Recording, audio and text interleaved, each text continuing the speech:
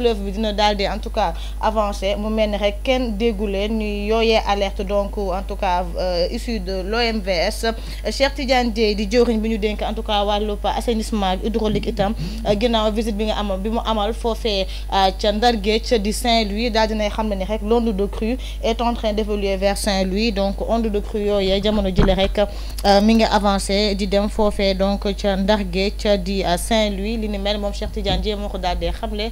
ngeen mën ko fekk aussi ci page yooyee ma leen wax di ñeent ak juróom bu yëglekaay bile donc di L'As quotidien ci L'As yëglekaay itam daal dinañu àddu rek ci li nga xamante ne rek mooy wàllub politique bile ak débat diggante ki nga xamante ne mooy Amadou Ba ak Ousmane Sonko débat public avec le leader de Pastef Amadou Abba s'écarte Sonko charge Amadou moom daal dinay wax rek ngi ñu daal di fësal ci yan ponk lañu nar a fas yéene waxtaane kii di Ousmane Sonko itam daal na ko ci daal di àddu à travers en tout cas un post bu mu daal di def di ngeen ko fekk aussi en détail ci yëglekaay bile di L'As quotidien L'As itam daal dinay àddu rek ci nomination Samba Ndiaye barki démb rek ci conseil des ministres une nomination faite par le président de la République Bassirou Diomaye Diakhar Faye ñu daal di koy teg rek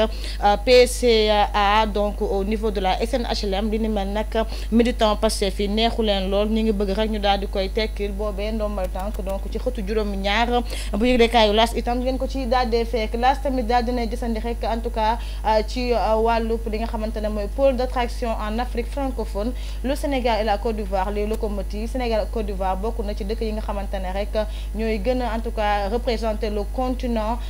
africain en tout cas ci li nga xamante ne rek mooy l'Afrique subsaharienne à la page 6 le journaliste Seydina Bilal Diallo daal na ci def gëstu bu ama am solo ñu ndax keppe wala avant ñu ndax keppe sax ñu ñëw ci teg loxo bi nga xamante ne rek daal dinañ koy teg loxo chroniqueur Sen TV bile di Ahmed Ndoye naka démb ginnaaw bu mu noppee ci conférence de presse bu mu amaloon nekk ak ki nga xamante ne donc ma journaliste bi di Cheikh Yérim Seck lañ ko rek waa brigade donc de recherche yu FEDER daal di teg loxo ginnaaw bi nga xamante ne rek moom fan yi weesu dafa daal di dawal te yorul lii di permis de conduire wala permis de conduire bi mu daal di présenté du bosom donc enquête bi mi ngi daal di wéy di ngeen ko fekk ci page 2 du journal L'As quotidien ñu tar keppe ak wàllu tàggat yoo xam ci yëglekaay bi lépp ñëw na ci wàllu CAN Beach Soccer démb la woon diggante Égypte ak li nga xamante ne rek mooy Sénégal 2-1 les Lions en finale à la prochaine coupe du monde mu mel ne rek équipe sénégalaise daal dinay qualifié ci lu ñeel rek coupe du monde bi la ñu daal di jëm donc den ko fekk ci xëtu juróom-ñett kii nii donc di El Hadji Abdoulaye Gueye daal na ci def mbind bu am solo ñu dem ci yëglekaay yu avenir communication bu Madiambal Diagne di Le Quotidien daal dina di sandi rek ci débat entre Sonko ak kii nii di Amadou Ba donc ils sont disposés à discuter débat sans préalable bu mel ne rek bëri na lool li nga xamante ne rek mooy ay ponk yoo xamante dinañ ko daal di waxtaanee Abdou Ba wala Amadou Ba moom la di xam ne ni rek boobee débat dañ ko rek war a accentuer ci les aspects de notre nation Sonko moom nee na les stigmates de mauvaise gestion de l'ancien PM seront aussi criards que les rayures d'un zèbre maanaam anam boo xamante ne rek dafa xaw a salfaañe ci régime bu ñu daal di weesu yëpp di ñu yoroon lii nii di nguur gi dinañ ko ci aussi daal di wax mu nekk en tout cas lii nii donc di ay kàddu Ousmane Sonko ngeen mën ko fekk ci xëtu juróom bu yëglekaay bi la di Le Quotidien l'exclusif opération mbëkk mi politique et militantisme migratoire transhumance en masse tous à Pastef mu ngoog laataa rek ñaari fan laataa ñu tàmmale rek lii nii donc di campagne électorale ci législative yi la ñu nemmeeku ay transhumance yu bëri ñu bëri jóge ci ay parti di ñëw ci parti bi la en tout cas di Pastef bu président Ousmane Sonko opportunisme recherche de protection ou conviction mu nekk une question en tout cas posée par le journal ngeen ciy fekk nataalu Alioune Sarr Salou Samb Déthié Fall Fallou Seck Tamsir Gueye Thierno Diagne Mame Boye Diao ak Samba Ndiaye donc ñoom ñëpp en tout cas apporté nañ leur soutien au président donc du PASTEF di Bassirou Diomaye Diakhar Faye des maires et autres édiles DG PCA députés et hommes d'affaires dans la NAS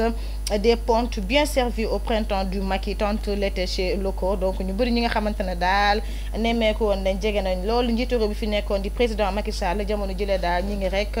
daal di jublu wala daal di dem ci ki nga xamante ne rek mooy Ousmane Sonko alors li ni mel di ngeen ko fekk ci yëglekaay bi di l'exclusif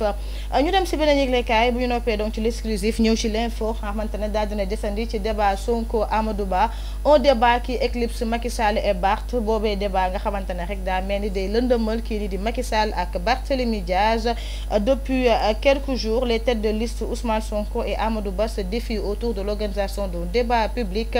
Li ni mel nag mën nañu wax ni Sénégal daa mel ni rek àndu si et des conditionnalités des uns et des autres ku nekk rek ak conditions yi muy daal dee teg ngir débat boobee mën a daal dee addu.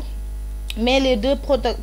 protagonistes se plaisent dans ce jeu de dualité qu'ils ont imposé et qui a fini de les placer à quelques jours de la campagne électorale au centre de l'actualité politique. Jamono jile boobee duel ak li ñu daal di wax boobee débat public, un véritable coup médiatique qui a quasiment éclipsé les autres têtes de liste, notamment Macky Sall et Barthélémy Diaz, qui pourtant pourraient faire plus mal à la liste du pouvoir que Amadou Ba. Boobee débat public rek nga xamante ne tax na waxuñu ci waxu Macky Sall, waxuñu ci waxu ki nga xamante ne mooy Barthélémy Diaz, te mën na am sax ñoom ñee en tout cas ñu gën a def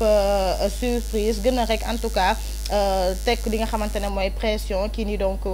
di Ousmane Sonko ki nga xamante ne rek mooy Amadou Ba bi mu daal di woo ngir am ak moom boobee débat public. En tout cas li ni mel nekk na une analyse faite par le journal L'Info. Beneen yëglekaay du Vox Populi, énorme pression sur Diomaye pour virer Samba Ndiaye. Comme Nicolas waxee rek jamono jile moom Bassirou Diomaye Diakhar Faye am na pression bu mag bu ñu teg ci ndondam ngir rek mu daal dee dàq ki nga xamante ne rek mooy Samba Ndiaye bi ñu daal dee nommé barki dem comme PCA donc de la SNHLM. Li ni mel sax daal dinañ teg ab pétition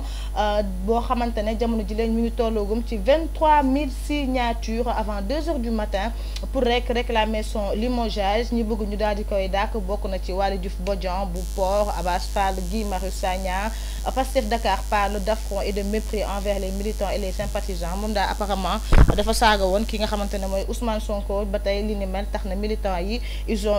en tout cas une dent contre lui. di ngeen ci fekk Cheikh Yérim Seck et compagnie théorise la radicalité face au pouvoir. démb ginnaaw rek ndaje bi mu amaloon ak taskatu xibaar yile face à face tête de liste les xataraayu d'Amadou Ba et Sonko. ils se débattent en attendant l'improbable débat mu ngook. donc di ngeen ko fekk aussi ci yëglekaay bile di Vox Populi. Les Échos yëglekaay daal dina ñëw amal ki nga xamante ne waxtaan ak kii nii donc di professeur Alassane Diédhiou dégage Doudou Ka. moom mi la nekk recteur université Assane Seck bu Ziguinchor wante itam nekk responsable départemental foofee ca Pastef di xamle ni rek parew ñu benn yoon ngir accueillir kii nii di Doudou Ka comme rek lii nii donc di allié. ndaxte rek bokk na ci li nga xamante ne naqari na leen lool blocus bi ñu defoon ci buntu kër Sonko bokk na ci leen gën a metti rek foofee ca Pastef Ziguinchor. il faut que lii nii di yoon daal di def liggéeyam ak ci ñi nga xamante ne rek ñoo ci jot a ñàkk seen bakken. Casamance a perdu beaucoup de ses fils, donc mu nekk ay kaddu professeur Alassane Diédhiou. ñëwaat nañ aussi ci Samba Ndiaye persona non grata donc à Pastef ñi contre si nomination bi tamit comme Guy Marius, Waly Diouf, Abass, Daïrou Thiam, c'est-à-dire top dénominateur commun. ils sont tous proches de Sonko. ñoom ñëpp nekk nañ ñoo xamante ne jege nañ lool élément jori ñi di Ousmane Sonko. Li Quotidien, vive contestation de nomination des proches de Samba Ndiaye. Réplique mu ngoog, ces gens vont précipiter la chute de Diomaye et Sonko. Dixi Moustapha Lo, un de ses proches. Ceux qui critiquent Samba Ndiaye ne lui arrivent pas à la cheville. donc ñi nga xamante ne jege nañ Samba Ndiaye moom jamono jile ñu ngi tontu rek militant Pastef yi nga xamante ne ils sont contre sa nouvelle nomination. Le Sénégal n'est pas un royaume. il faut qu'ils sachent que ces 54% qui ont voté pour Diomaye président ne sont pas de Pastef. si c'est ça que le projet propose, on est mal barré au Sénégal. donc mu nekk ay kàddu rek di nga xamante ne en tout cas jamono jile ñi ngi défendre kii nii donc di Samba Ndiaye nouveau PCA de la SNHLM. yor yëglekaay daal di ngeen ciy fekk maire kii nii donc di Kër Massar di Bilal Diatta. alors moom mi ngi avertir Barthélémy Diaz di ko xam ne ni à partir d'aujourd'hui quiconque insulte le président Sonko aura affaire à moi. bés ki ni tey képp koo xamante ne rek yaa ngi saaga ki nga xamante ne mooy président Sonko, bien sûr président en tant que président du parti Pastef, di nga am affaire ak man. mën nga koy daal di sekkal donc mu nekk ay kàddu Bilal Diatta envers ki nga xamante ne rek mooy Barthélémy Diaz nekk maire donc de la capitale sénégalaise di Dakar. alors l'observateur, Sonko Diomaye le jeu de rôle. l'observateur daal moom nee nañ ci li nga xamante ne daal dinañ koy def taxaw seetlu mooy y a un jeu de rôle, en tout cas jeu de rôle entre kii nii di Ousmane Sonko ak Bassirou Diomaye Diakhar Faye dafa mel ni rek jamono jile dañuy partager li ni du pouvoir bile te li ni mel kenn musu ko gis en tout cas ci histoire u Sénégal. Le sentiment d'ambiguïté accentué par la forte visibilité du premier ministre moom premier ministre di Ousmane Sonko moom daal moo gën a fës ki nga xamante ne rek mooy njiitu réew mi di Bassirou Diomaye Diakhar Faye. À la page 5 l'observateur daal dina ci def taxaw seetlu bu am solo. Alors L'Obs tamit daal dinay àddu rek ci lu waral ñu teg loxo kii nii donc di Ahmed Ndoye Anta Babacar Ngom met les pieds dans le plat, les signes avant-coureurs du départ de Déthié Fall, des pressions fiscales et administratives li nga xamante ne rek moo tax wala plutôt ñëw na ci départu Déthié Fall wante itam pression fiscale yi nga xamante ne ñu ngi koy nemmeeku ci kuréel yi de moom Anta Babacar Ngom daan na ci en tout cas prononcé wu ginnaaw entretien bi nga xamante ne rek yëglekaayu groupe Futurs Médias daal dinañ koy am ak moom. ñu ñëw ci Libération laataa ñu ndax keppee avec la page sportive. Libération daal dina àddu ci ki nga xamante ne rek mooy Alioune Badara Mbacké di ki nga xamante ne rek moo nekkoon jëkkëru Dieynaba Ndiaye. Son mari avait donné l'ordre à ses sbires de lui régler son compte. L'enquête révèle une action commando contre Dieynaba Ndiaye. Donc enquête bi daal li mu daal di fësal mooy kii nii di Alioune Badara dafa rek woo ay gaayam ngir rek en tout cas ñu daal di sonal bu baax ki nga xamante ne rek mooy soxnam daal di koy dóor daal di koy def li nga xamante ne rek en tout cas mooy violence volontaire. Ginnaaw bi ñu jàppee woon ñeenti doomu aadama démb daal nañ tegaat loxo keneen mi wuyoo ci turu Mayacine Gueye. Donc c'était le 5e en tout cas suspect qui prétendait être hors du pays cueilli hier dafa ne woon nekkul ci réew mi mais ñii di enquêteurs yi daal nañ koy teg loxo naka démb. Docteur Alioune Badara Mbacké et ses hommes de main qui ont traqué, séquestré et tabassé Dieynaba Sangaré Ndiaye déféré ce vendredi. Donc tey ci àjjuma jële la leen nar a fas yéene daal di déféré moom mi donc di Alioune Badara ak ñi nga xamante ne rek mooy ses hommes de main ñu leen di toppee ci wàllu enlèvement wàllu coups et blessures volontaires, voies de fait et non assistance à personne donc en danger. Donc ci xëtu juróom yëglekaayu Libération di ngeen ko ci daal di fekk. Libération aussi di xam ne ni rek foofee ca SNHLM ak ministère de l'industrie et du commerce, 2 épinglés de la Cour des comptes promus. Am na ñaar ñoo xamante ne rek lii nii di Cour des comptes da leen daal di épinglé te daal dina leen jox li nga xamante ne rek mooy ndombal tànk ci li nii donc du conseil des ministres bi la ñu daal di weesu. Bombardé PCA de la SNHLM, Samba Ndiaye a été mis en cause par la Cour des comptes alors qu'il était à la CIM. Dans l'affaire des fonds Covid, la Cour des comptes avait demandé une information judiciaire contre Madeleine Suzanne Lo, moom itam ci la bokk, nommé DAGE du ministère de l'industrie et du commerce. Bloqué récemment à l'AIBD, le maire Abdoulaye Sall rallie de Pastef mu ngoog. Donc jàpp na ñaar ñoo xamante ne daal épinglé woon nañ leen ci Cour des comptes jamono jile moom la nguuru Bassirou Diomaye Diakhar Faye daal di jox ay ndombal tànk ngeen fekk ko ci lekkaay boobu di Libération. ñu ndax kafe donc ak wàllu sport. Dakarois Sport, CAN Beach Soccer en finale contre la Mauritanie. Le Sénégal en quête d'un 5e sacre mu noog donc Sénégal dina dem ci wàllub finale wàllub CAN Beach Soccer ak l'équipe mauritanienne. Trophée ANPS du meilleur lutteur avec frappe. Modou Lo s'offre, j'ai pas vu la suite donc dinañ ko fekk ci yëglekaay bi la di le Dakarois Sport. Alors ñu ndax keppee avec le dernier journal Djibi Sow. On termine donc avec le dernier journal sportif li nga xamante ne moom la fësal ci xëdam bu njëkk di record. Saudi Pro League, Al Kholoud Al Nasr à 15h30 tey lay daal doon le 3e de Sadio. Est-ce que li ni mel dina doon en tout cas ñetteelu li nga xamante ne mooy prouesse en tout cas de Sadio Mané fils de